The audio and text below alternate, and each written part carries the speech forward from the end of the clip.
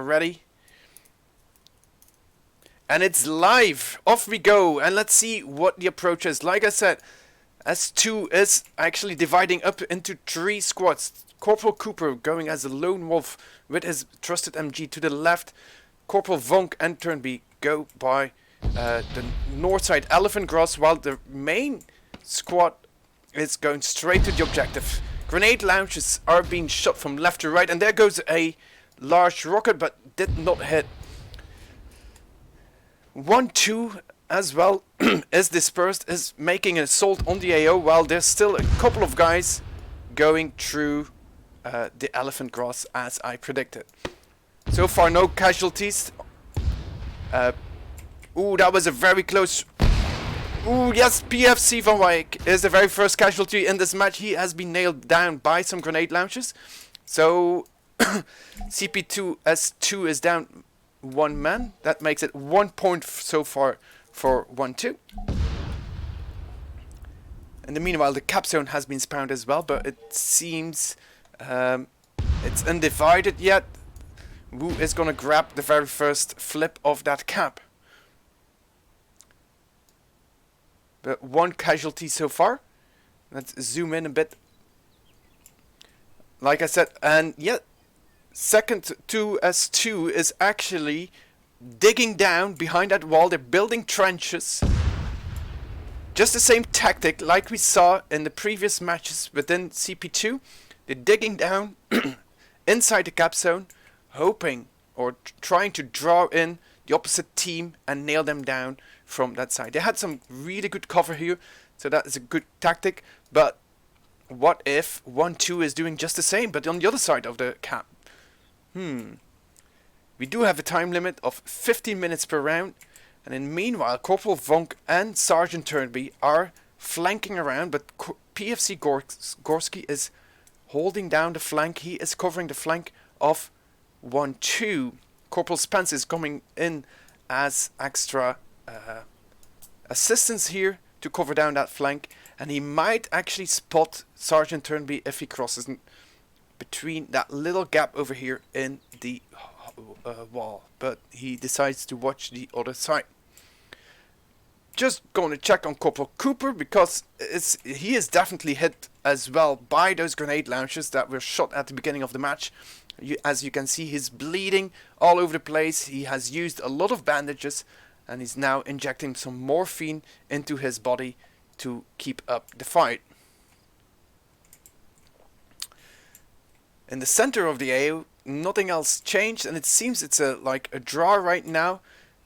Both squads have 4 members into the AO, and it's not flipped yet to any side, which is awkward, because I count actually 5 people of 1-2 in there versus only 4 or 2-2.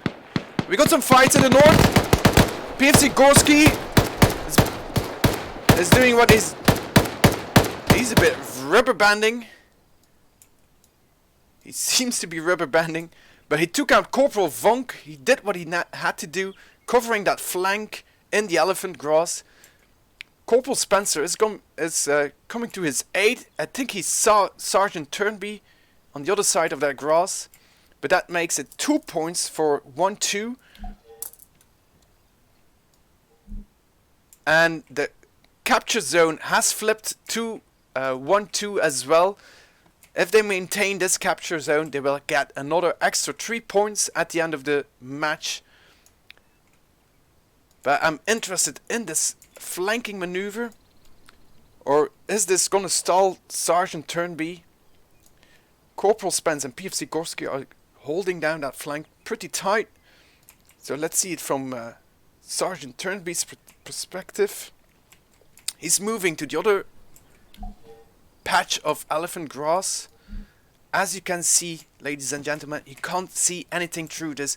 This is basically going from row to row, hoping nobody is around you that could take you down with just a couple of shots. So it's very carefully moving between these reeds. But it seems this flank is pretty much bunkered down. Let's take a look at the AO again. Both squads are waiting it out on each other. None of them dare to make a mistake and lose this match, because ladies and gentlemen, this is the match that is most crucial, that can make a huge difference in the final ranking of the tournament. These are both the best squads of their respective platoon after week 1 of CBoTS. Of course, it's only 1 week into CBoTS. A lot of things can still change, but at the moment they are the top of their platoon. So both best squads are facing each other in the very first match, which can make a huge outcome, and none of them will want to make a mistake. But so far, 2S2 is down to only 6 more members. Yeah, 6 squad members, while 1-2 has a full squad of 8 right now. So it was a fair match, 8 versus 8. Nobody had to sit out, nobody was on this, the bench. And I just got word from First Sergeant Balzer that there's still 9 minutes left into this battle.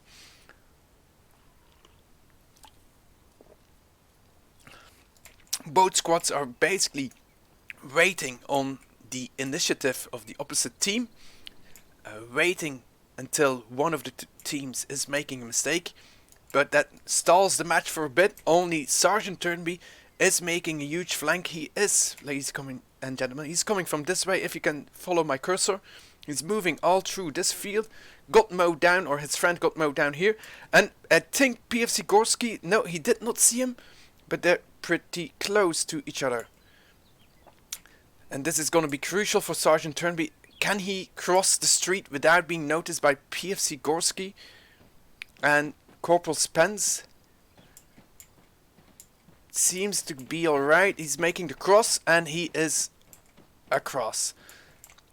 This is a huge flanking maneuver, and this could actually break the line if he doesn't run into the fire of Sergeant Vos. Is this gonna happen? Sergeant Vos saw him. They're shooting at each other. Sergeant Vos is down, but is not dead yet. I think he's out. Yes, that is correct. Sergeant Vos is out. He killed 1 member. And in the meanwhile, the 2S2 is making a huge push inside the AO, thanks to the flanking maneuver of Sergeant Turnby, who is moving around, literally moving around PFC, I can't read his name, PFC Eagle.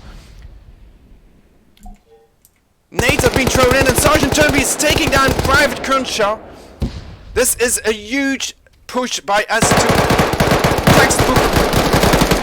Textbook example. There's 3 kills for PFC for Sergeant Turnby.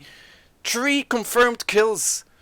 Corporal Spence, PFC Gorski, and PFC Eagle are still outside of the zone. This means CP2S2 will flip the cap soon, and it flipped towards Blue 4. Private Montgomery is now trying to relocate himself together with PFC Ortiz. We're still inside the cap zone, but Blue covered it quickly. That was a textbook assault. A flanking maneuver by Sergeant Turnby. 3 confirmed kills. And at the moment where the sergeant started shooting, S2 moved in big force into the zone. And Private Montgomery is down and dead now as well. PFC Ortiz tried to return fire, but that didn't work out. Corporal Spence is moving in. Grenades are being thrown. PFC Gorski moves into the wall as well. And Corporal Valenti is killed in action, I think. PFC Merzina took some grenades, but is still up. And there goes PFC Merzina as well. PFC Van Gastel being flanked by PFC Gorski. What a battle. This is what we were hoping for. This is great. Great show of both squads. Textbooks assaults, both of them. What a show, ladies and gentlemen.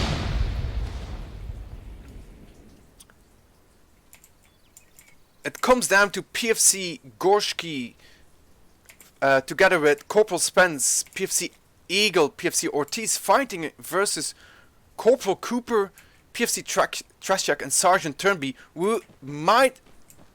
No, Sergeant Turnby is down. He is not dead, but he's downed.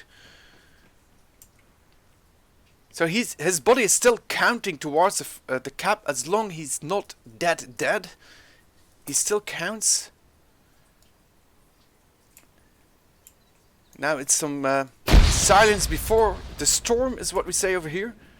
It's PFC, yeah, PFC Van Gassel is dead for sure. I'm not sure if Sergeant Turnby is gonna get back up. He might be bleeding out and go into cardiac arrest. This cap zone is being captured right now. We got oh no, we got 3 versus 4. Sergeant Turnby still accounted. So it's 3 versus 3 inside the cap. So it's 50-50. So I'm looking forward who is gonna have the cap at the end. PFC Gorski is actively searching for blue for soldiers, while blue 4 is pretty much nailing it down, bunkering it down. Corporal Cooper might get into contact with the PFC.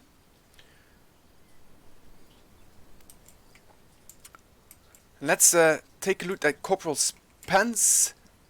And I think Sergeant Turnby just bled out. Yes, he did. So the zone has been flipped towards Op 4. It's 4 versus 2. Corporal Cooper is moving out of the zone and might actually see the PFC in a bit. But PFC Gorski is moving around actively, while PFC Trashak is in a very good covered position. There's only one way into his position, so he probably will keep it there. Although, I think we're gonna have a fight over here.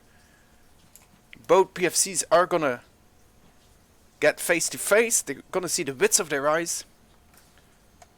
But PFC Gorski decided to move somewhere else.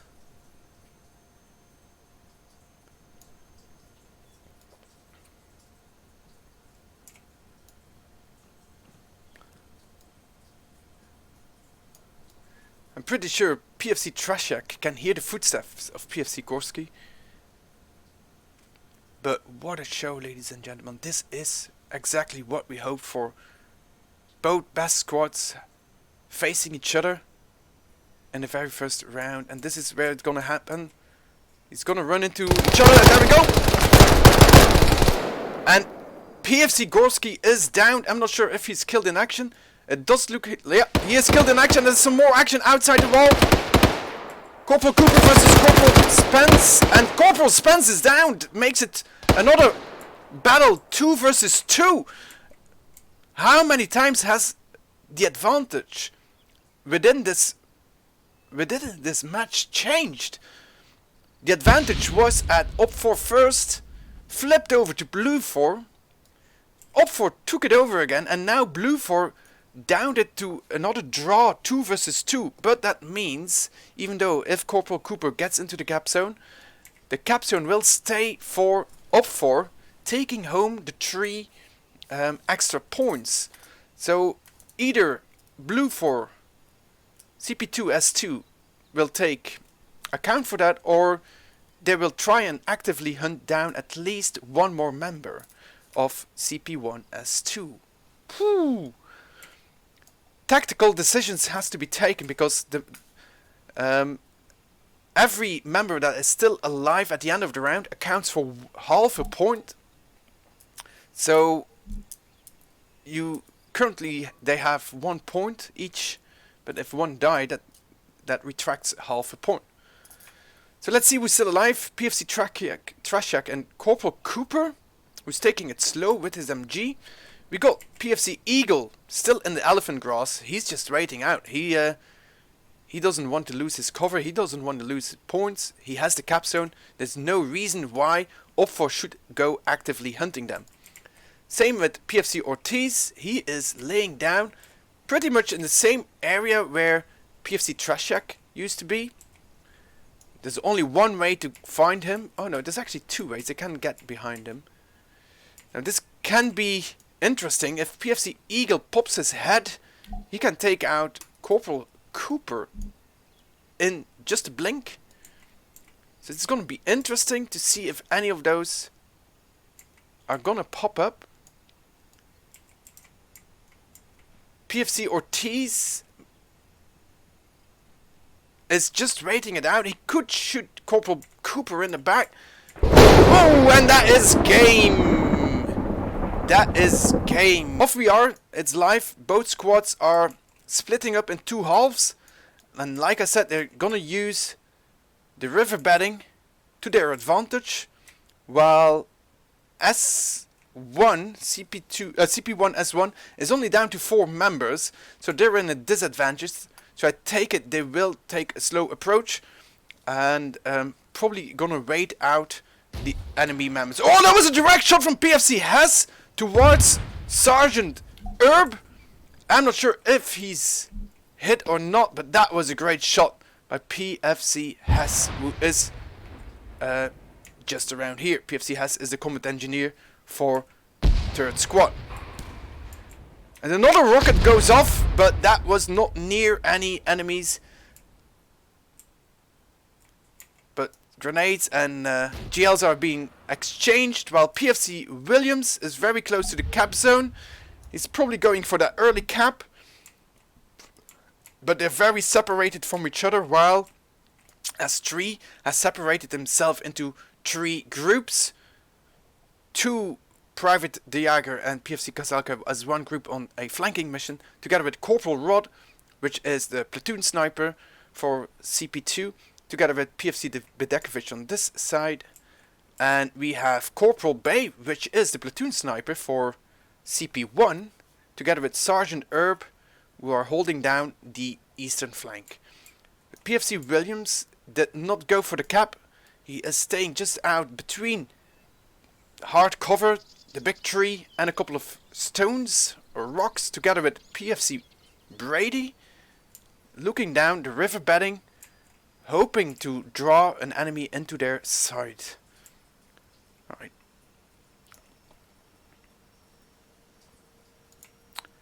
In the meanwhile, S3 is holding it down as well, taking a slow approach. They have the upper hand as they are 6 members versus 4, but that can change quickly if they draw enemy fire or they run into an enemy crossfire. They could be downed quickly, so they're still being cautious into approaching the objective. They got 50 minutes to capture this. I think we're around 3-4 minutes in. That makes it at least 10 more minutes left to make their approach. As I said, it's open ground, barely any hard cover. Bunching up would not be a good idea either, because rockets or grenade launchers, as you just saw, can have a big impact on you and can easily damage or injure you. I'm not sure if Sergeant Herb was hit. It doesn't seem he's bleeding or was bleeding. I don't see any bandages around him either, so I don't think that rocket from PFC Hess did any impact onto Sergeant Herb at all. PFC Lungu down in the river bedding. You see him communicating. He's holding down this flank so nobody gets flanked from his team, together with Private De Jager, PFC Kaselka down in the river bedding. Corporal Bay is doing the same, but for CP1S1, he is nearly into the river. I hope he did pack his swimming trunks here, but running into the river makes it hearable. There's more sounds going off, so he wisely chooses to lay down into bush, making sure nobody sees him, and just waits until somebody runs into his line of sight. Alright.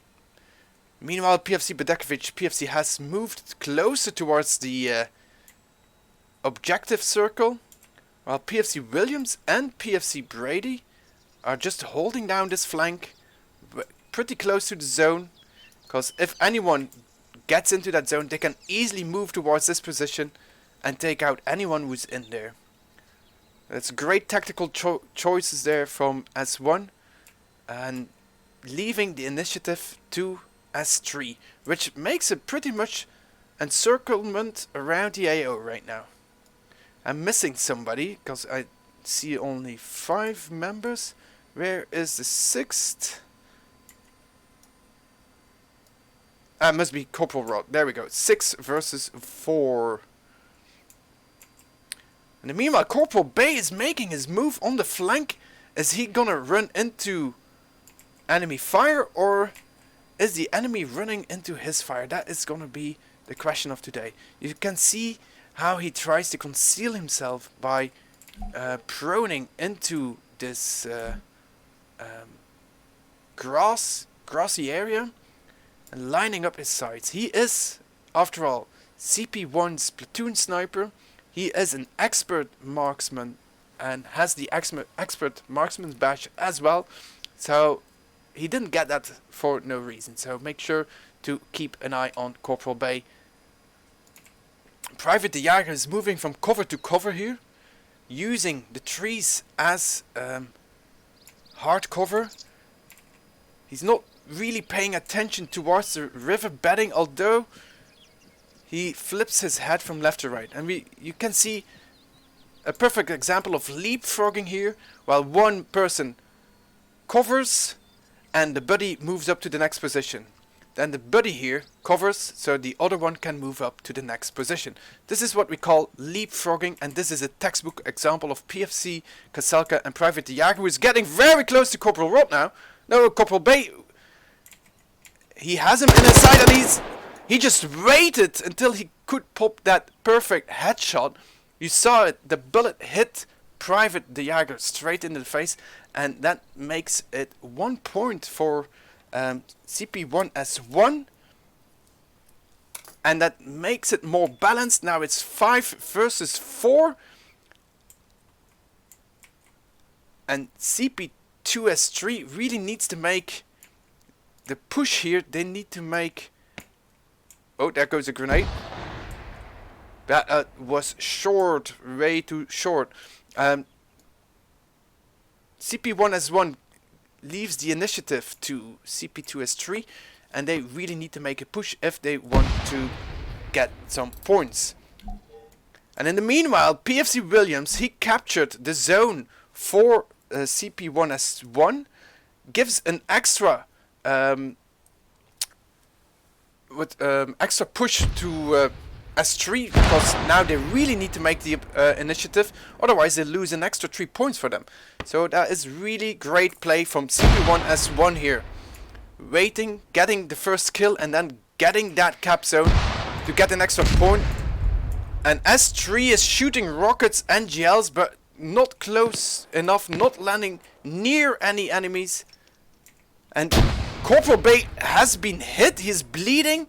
He is not sure where it's coming from. He's throwing grenades towards the water, but PFC Kaselka is not near. And that was nice tactical withdrawal of Corporal Bay, who is now tending to his wounds. That leaves PFC Kaselka out in the blue, has no clue where Corporal Bay is right now.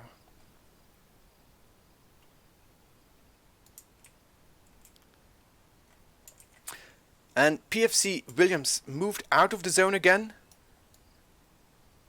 into cover, while PFC Hess is literally 2 meters away from the zone. He will probably, if he gets into the zone, he will recapture it. But as soon as PFC Williams steps back into the zone, the capture will be hold and will not move forward. Corporal Rod is moving up. PFC Bedekovic and PFC Lungu are supporting PFC Kaselka on the fight with Corporal Bay, but to no effect, to no success so far. Corporal Bay stays alive. PFC Has is in the zone. He is not dead, although there's a circle here, but that was somebody else who died there. And Blue flipped the cap, giving the pressure back to Op4, and as soon as it flipped, PFC Williams got in, but he got in too late. PFC Has got out. Oh, and it flipped again! And they must have seen each other. It's on PFC Bedekovic, who was taken out by PFC Williams from that range. What a shot! So it's 4 versus 4. Makes it really interesting. The cap zone flipped to Op4. Corporal Bay fighting with PFC Kazalka on the river bedding. Is Corporal Bay down? No, he has fully healed again. But it's going to be interesting what's going on here between PFC Hess and PFC Williams. Corporal Rod still in the river bedding, trying to snipe people. But to no success either. PFC Williams put himself inside this bush in the middle of the AO. Trying to make him as small as possible. And trying to keep Overwatch on there. But what a shot by PFC Williams on PFC Bedekovic, which was this blue dead circle. Great shot. Great shot.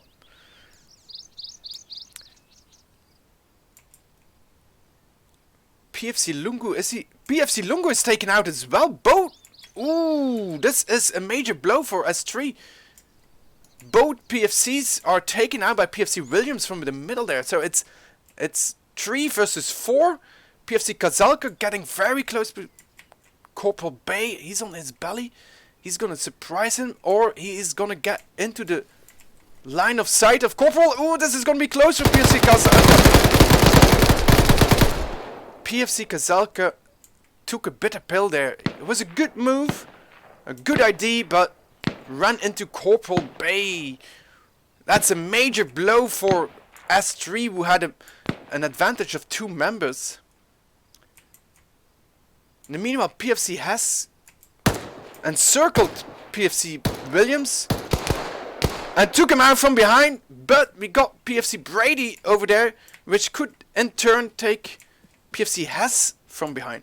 Great encirclement, great flanking from PFC Hess, who might actually take home the 3 points here if he holds that cap zone. Sergeant Erp, who we haven't seen yet into the battle, is moving in as well. Oh, is that PFC Williams who is still up?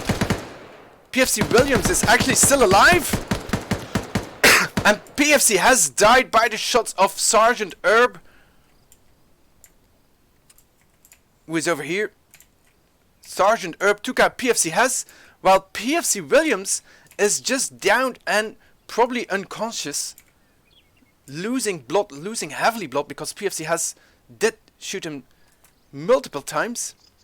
He might pass out and die, but that leaves S3 only to Corporal Rod, who is left from 3rd squad. Corporal Rod versus 4, well, 3.5, because PFC Williams is unconscious, but that's 3.5 members opposing to Corporal Rod. This could be a major blow to S3 though, who had to take the initiative. CP1 S1, they played the waiting game, left the initiative to CP2 S3, and that paid out for so far. Let's see what Corporal Rod can do within these last 2 minutes. Is he gonna take down some enemy forces, getting some more points for his team, or are we done here? We got 2 more minutes on the clock. And PFC Williams is down. That makes 3 versus 1. We have seen Corporal Rod take out an entire flank, up to 8 enemy squad members. We have seen it before. He is capable of taking home some more points for S3, but they are indeed closing in on him. The encirclement, PFC Brady, Sergeant Erb near the cap zone, and Corporal Bay, who is flanking Corporal Rod here. Both are platoon snipers, both are very capable of maneuvering between enemy lines, concealing themselves inside foliage, and have a perfect shot, an expert shot. Last minute on the clock. So let's see who else is gonna have some more points. Is Corporal Rod gonna rack home some more enemy kills and take home some points, or is he gonna flip the cap? Sergeant Erb is in the cap, so that's gonna make it difficult for him. But let's see if he can get some more points. Corporal Bay is moving towards him and might possibly see him, and yes, like I said it, Corporal Bay with 1 shot knocked out, killed Corporal Rod, and that is game. It is live. And like I said, PFC Tahuski is lining up his shot. Not aware if that hit anyone, but the other rocket was pretty close. There's some grenades going off, and ooh, yes! Grenade launcher is nailing down CP2S1, losing Sergeant Burke with his valuable machine gun, and Private Franz as well, as they rush towards the objective. 2 men down. PFC Tadic is healing up. And we've got some people in the zone. PFC Tadros, Private Stula, but as CP1S3 here has 4 men in the zone, which will probably flip towards him. And again, from the very start, grenade launchers really did the trick here. PFC 10, PFC Gates are flanking in the elephant grass. But what a start of the battle. That makes it 6 versus 6, balance it out, very even balanced again. It's 4 versus 4 within the zone. It's pretty annoying that these skulls are here from previous match, but you can see the names. Private Ballot very close to PFC Carlson, but there's still a house in between them.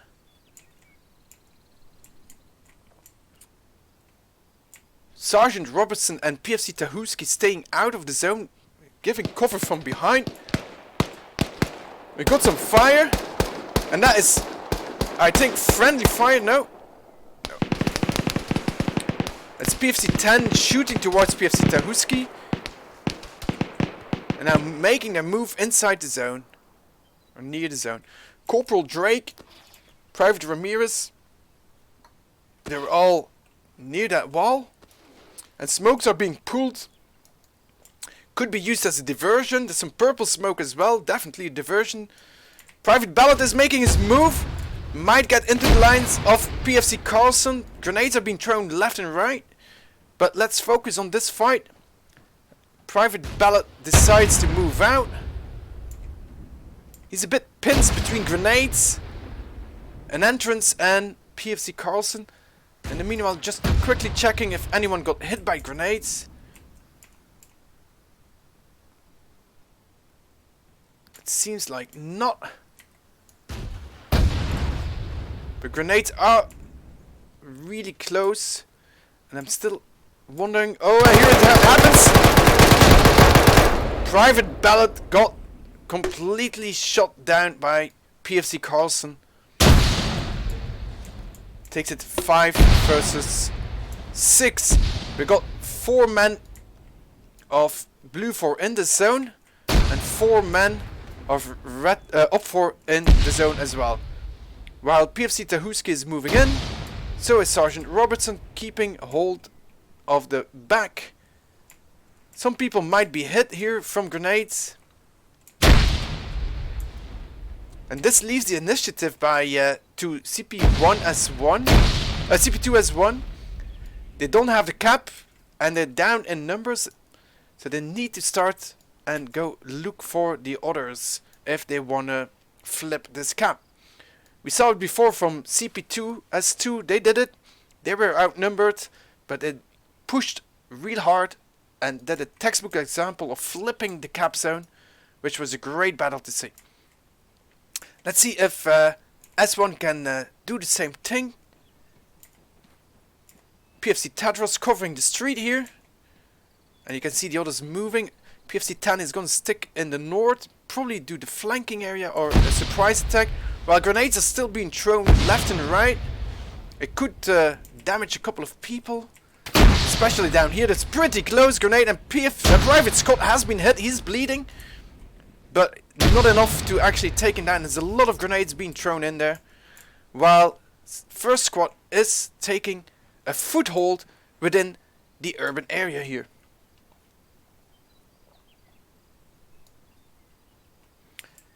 Sergeant Robertson still out here covering the back.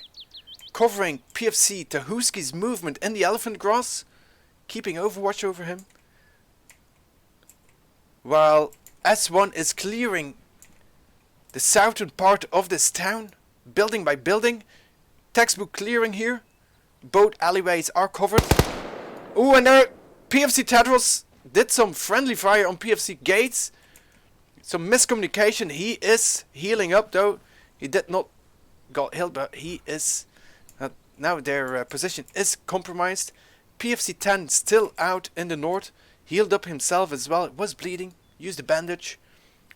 He's gonna be the surprise element probably as soon as the remaining forces of S1 make contact with the enemy.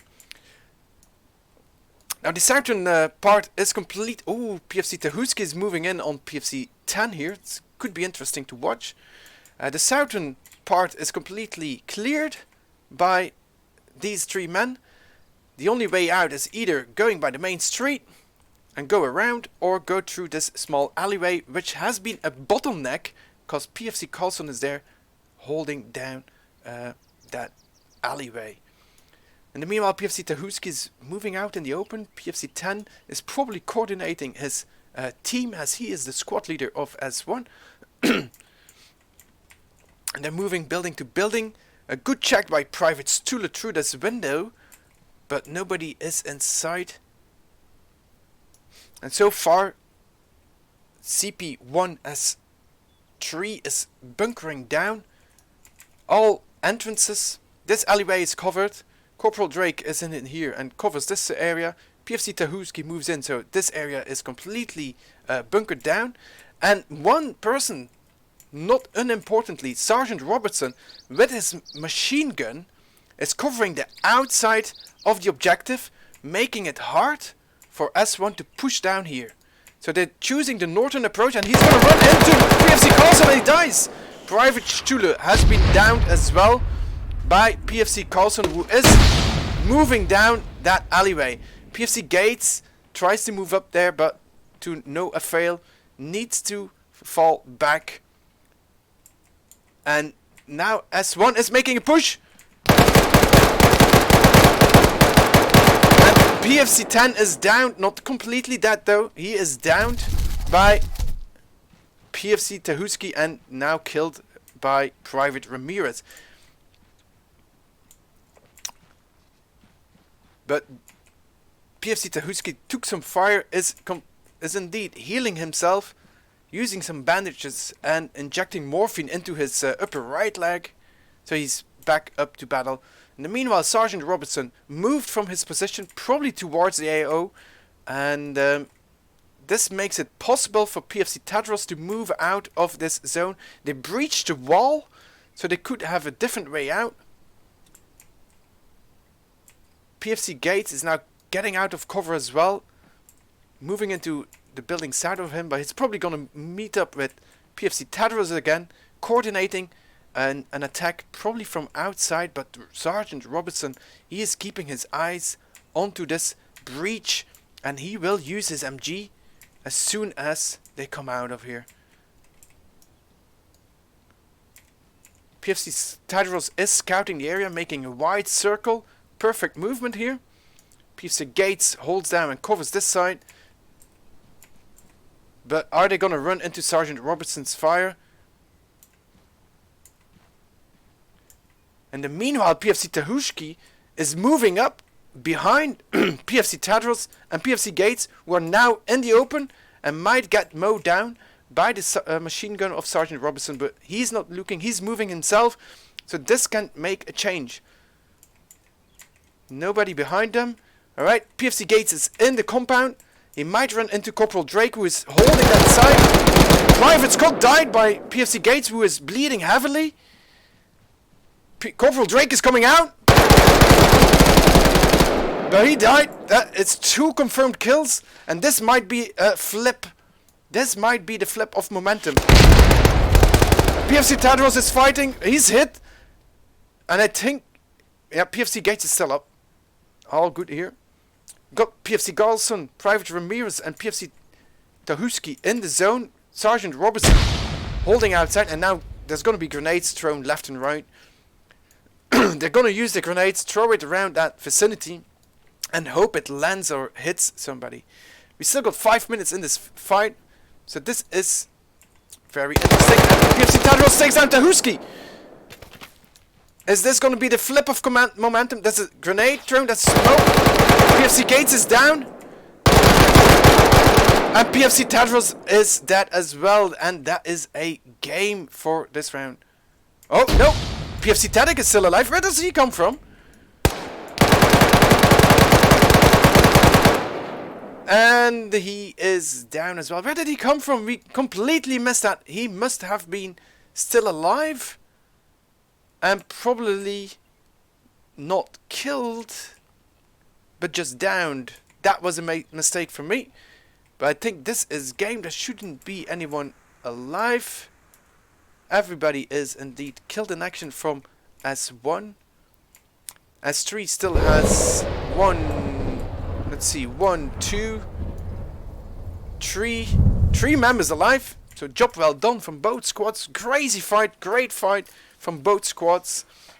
Great play from CP1S3, who put down Sergeant Robertson in the open, holding down this entire flank, this entire outside side of the capture zone, and the rest of the squad bunkered down in the northern part of this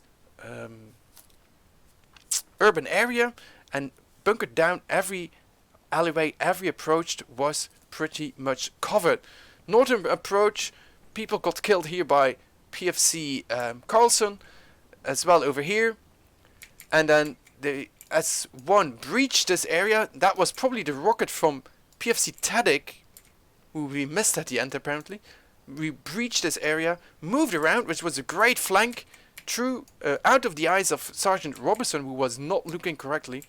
Took out 3 or 4 members here from S3, but eventually paid the price for it and died. But they bunkered. They pretty much took over the momentum. Was great work from S1, but didn't get the cap zone in the end. It's a shame that Private Franz and Sergeant Berg died in the very beginning by grenade launchers that were shot that way. Anyways, let's see if there's still any other fights going on which we can pick into. That would be great. I see there's still a lot of fighting over here, so let's take a look what is going on here. If I'm not mistaken, this is CP2S3 fighting over the same zone again. No, not the same one. It's a different. Versus CP1S1. PFC Hess is down. No, he's dead. PFC Nielsen, Private Kunsham, and PFC Eagle are in the west, together with Sergeant Voss and Private Montgomery holding down the zone. So that's 5 people versus 3 of S3. Private Jaeger is going inside the cap. Let's see, that's a bit difficult with all these trees. He is on his belly using the foliage to his advantage to cover himself up. There needs to be at least 3 people in the cap to actually make that flip. So PFC Kazalka and Private Osteron need to move in, but they're pretty much covered by Private Montgomery and Sergeant Voss.